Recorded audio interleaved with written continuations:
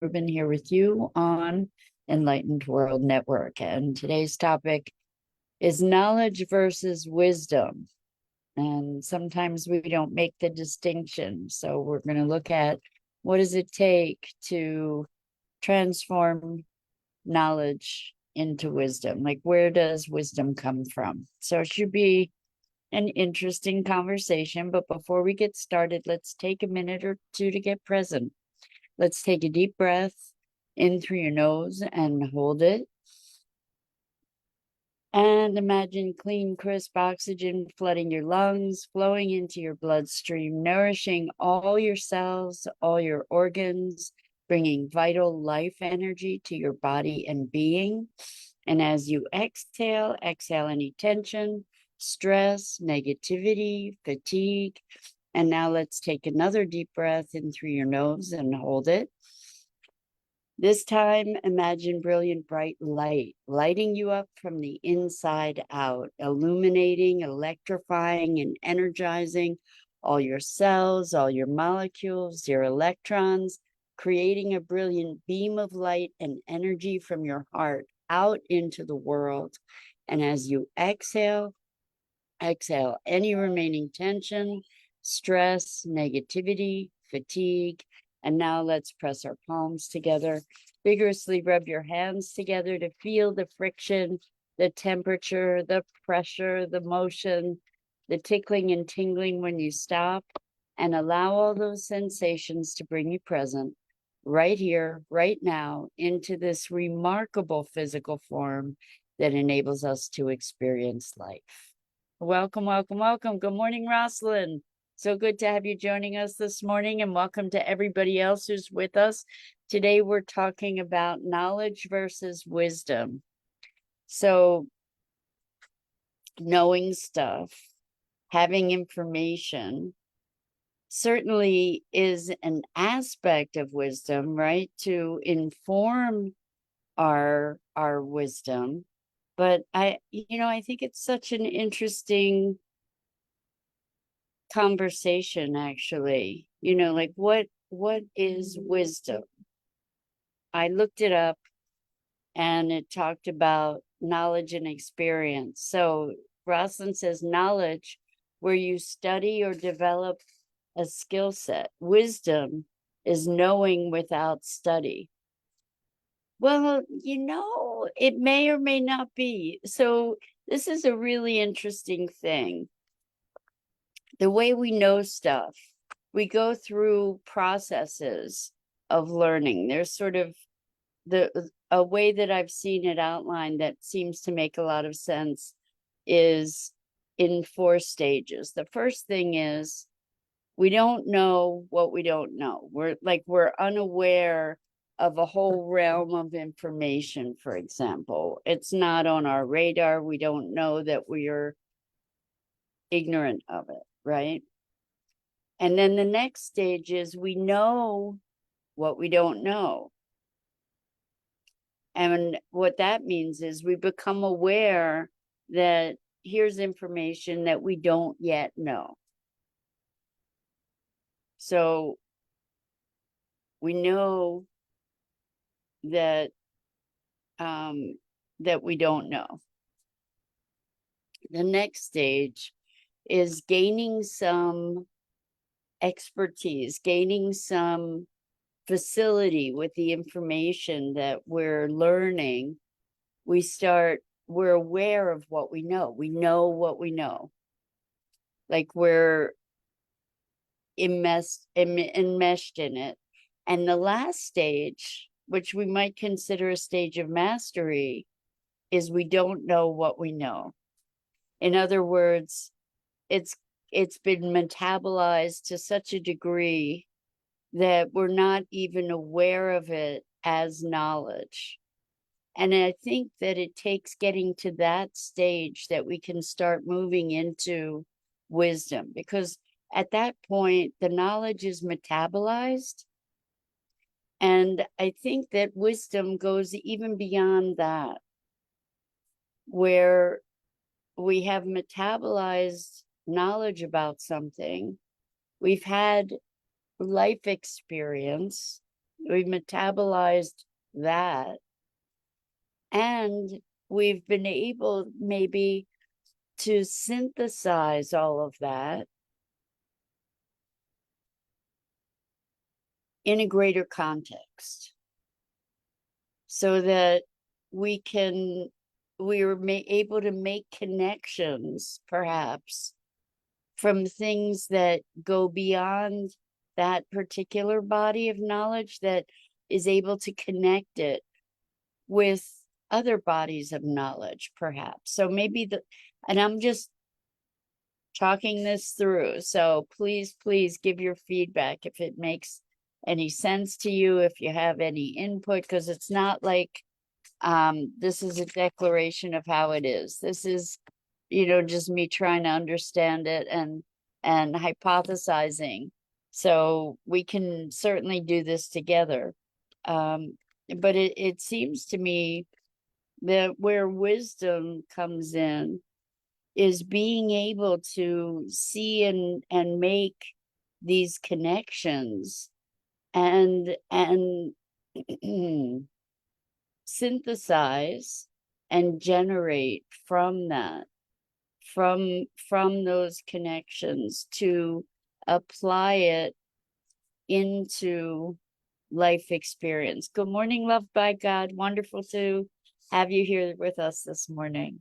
So we're talking about the distinction between knowledge and wisdom, and how knowledge is kind of an academic sort of experience, right? Typically, doesn't mean it always is, but where there's study, there's experience, there's a learning, right? Where wisdom is a learning, certainly, but it's on a different level. And I think as I'm thinking about it here with you, it occurs that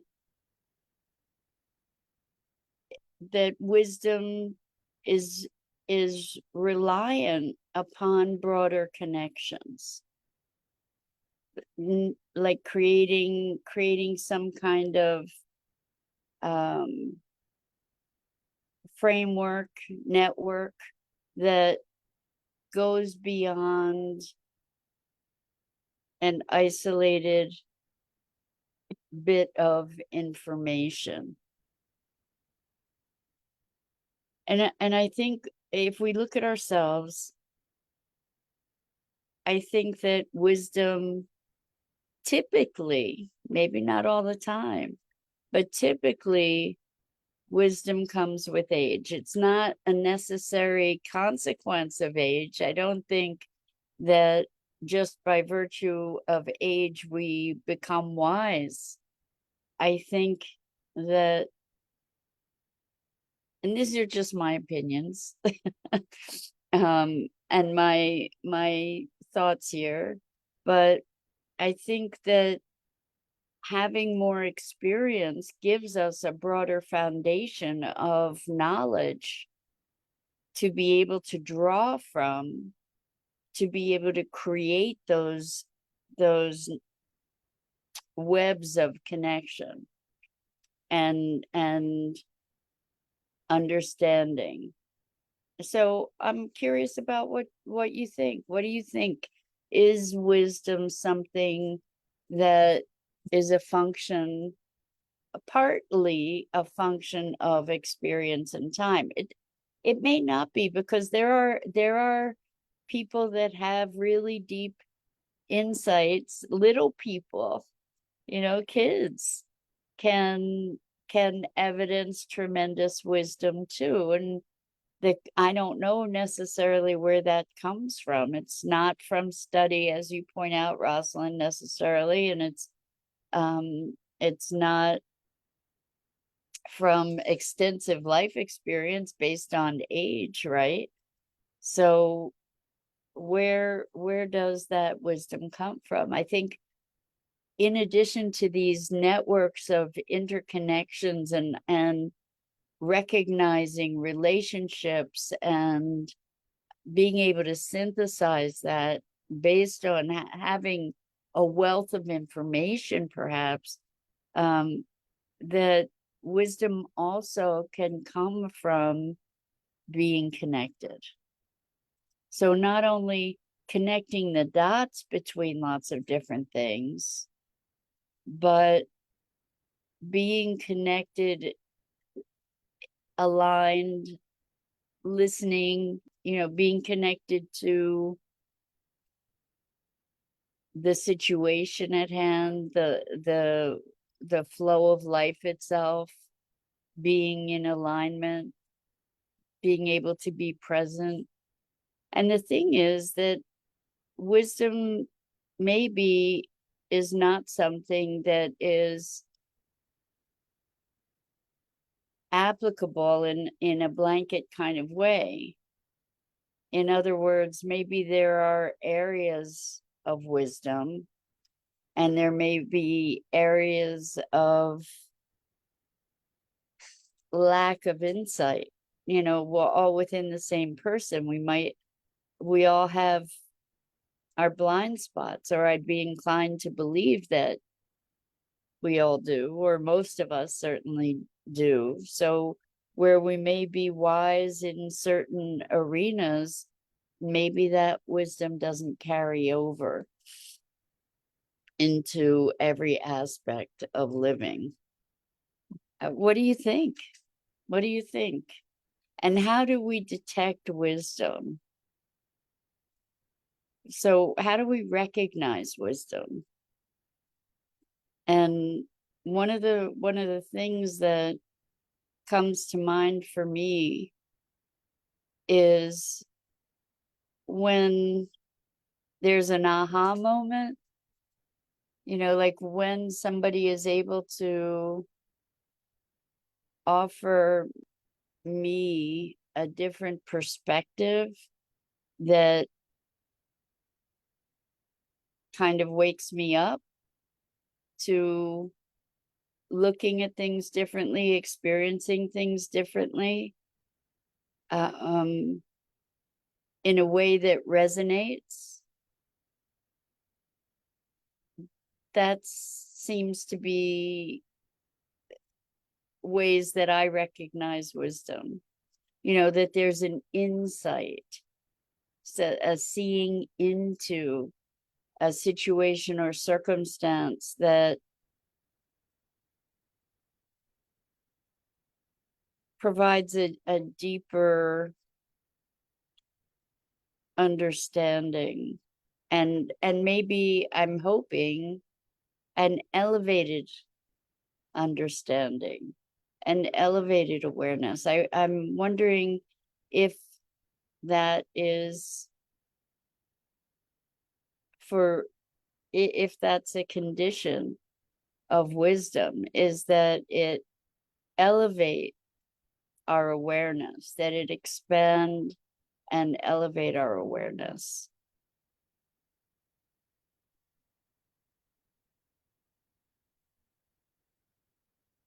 I'm wrestling in my head with the distinction between wisdom and belief. And it may be, I'm inclined to be thinking that wisdom relates more to process than answers necessarily. That wisdom isn't about the way as much as it is about maybe the moment, that being able to be present and responsive in the moment, to the dynamics of what's happening right here, right now. And also maybe what's happening in this whole process, like being able to see a bigger picture. I think that that's really what it's about more than anything, being able to see a bigger picture, and ideally to be able to elevate that um, to elevate our perception and our experience. So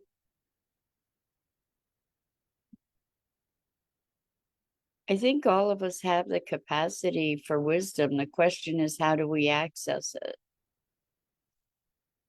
And my thought is that there's a way that we can step outside the limits of ourselves. There's a way that we can actually step beyond our personalities and even beyond our own biases to a certain degree, right? And the way that we can begin to do that is to certainly first recognize and identify those biases. And it was interesting. I was listening to NPR the other day, and they were actually talking about the Disney movie. Is it Inside Out? About the emotions, all different emotions.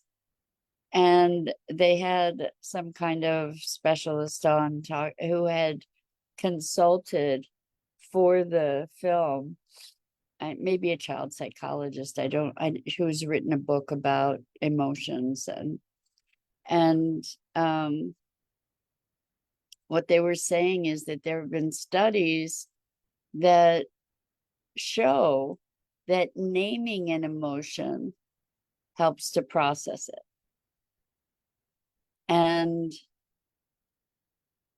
I found that really fascinating.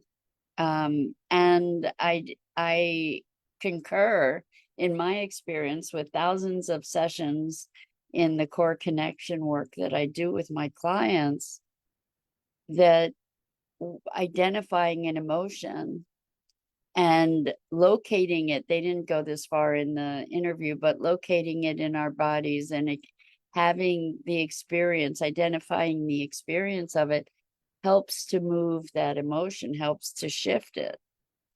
And so when we're able to name our emotions or name our biases, and we can recognize them, then it starts to give us some freedom from them to be able to step beyond that, to step outside of ourselves. And if you're a meditator, or if you've ever done a deep meditation, that experience takes you beyond the experience of our mundane selves, right? Of our everyday interactions, of our personality, of our beliefs. It sort of goes into a different realm of experience where we can recognize that we can sort of stand outside of our mundane material manifestation, the way that we show up in the world with all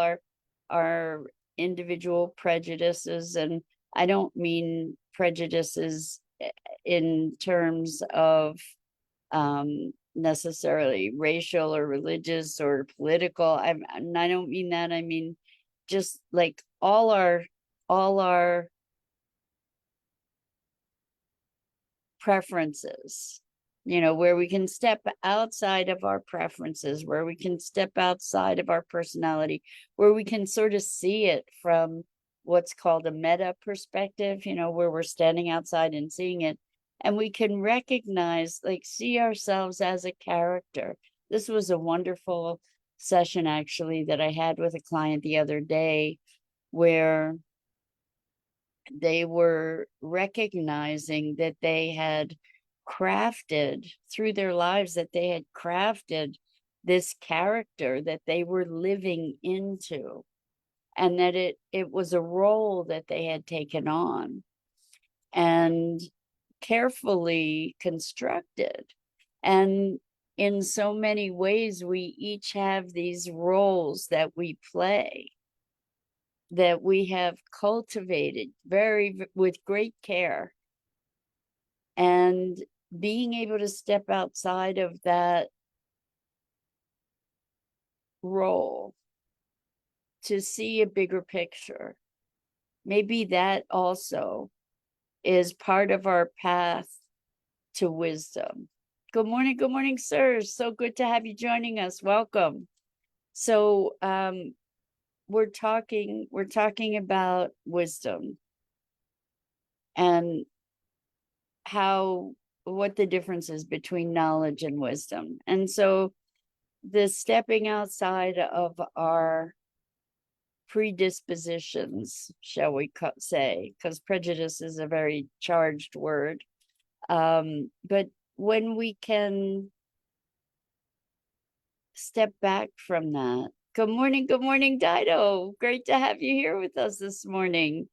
So I guess what we're talking about here is being able to step outside of our egos in a way. And I don't trash the ego, because this is the ego is how we show up in the world, through that expression, and egoic expression, and you know, there is such a thing as a healthy ego, I think. But anyway, when this idea of wisdom is maybe being able to step back and see this bigger picture, that isn't a reflection necessarily of attachment, to get out of the way, to let ourselves get out of the way to be able to experience life. And what I mean by getting out of the way is releasing the need to try and strong arm life. And I don't think wisdom is necessarily knowing. What's arising is the notion that maybe wisdom is also a sensing. It's a broader sensing. It's using our greater intelligence. Not so much about right or wrong, but sensing into a greater experience. So Serge says, for example, knowledge, give thanks for, yes. Wisdom, stop for, no. I don't understand, Serge. I'm so sorry. Maybe you can expand on that. Knowledge, give thanks for, yes. Wisdom, stop for, no. I'm sorry, I don't understand, but we'd love to hear more. So I think we all have moments where we're connected and maybe channel wisdom even, but where we have moments of awareness that go beyond our personality, that go beyond our attachments, that go beyond our maybe our day-to-day awareness, that insights, it's funny, it all comes back to presence, right? When we're really present, we're able to see more broadly.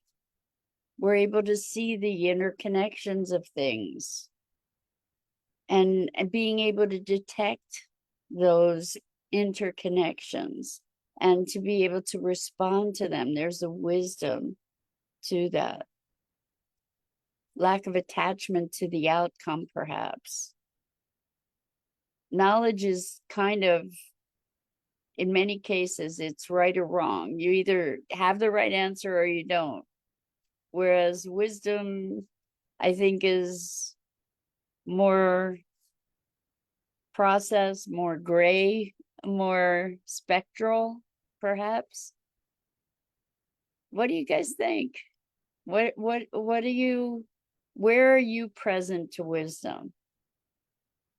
You know, what's hollering in my head right now is the wisdom of nature.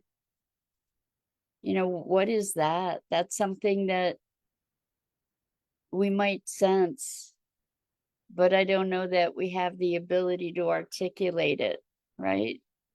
But we can sense into that as maybe our model for what wisdom is, where it's this interconnectedness, this broader sensing.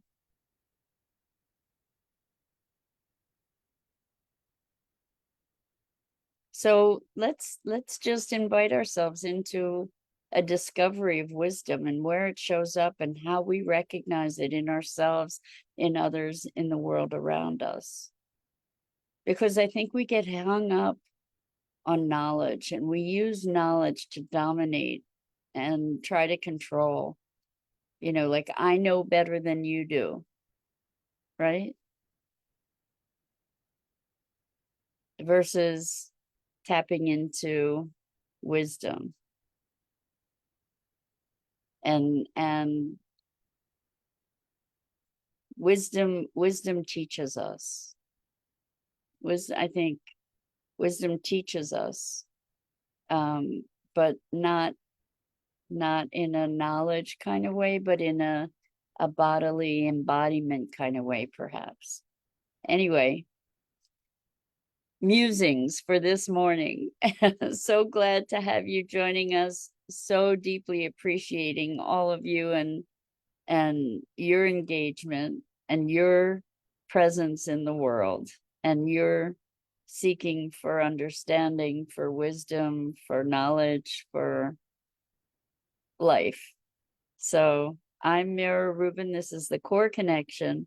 And I go live here each weekday morning at 9 a.m. Eastern on the Enlightened World Network Facebook page and YouTube channel. And I invite you to like, follow, and share Enlightened World Network and me. The links are in the description, and it's always a privilege and an inspiration to have the opportunity to spend this time with you and share these explorations together. So until next time, so much love to you.